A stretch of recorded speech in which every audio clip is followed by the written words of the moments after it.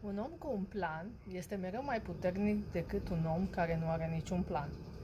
Vezi tu, știu, planurile nu coincid cu realitatea, dar e bine să ai și să fii adaptabil, să-ți adaptezi planul, să ai și un plan de rezervă. Pentru că astfel îți trăinuiești creierul să fie pregătit pentru orice situație.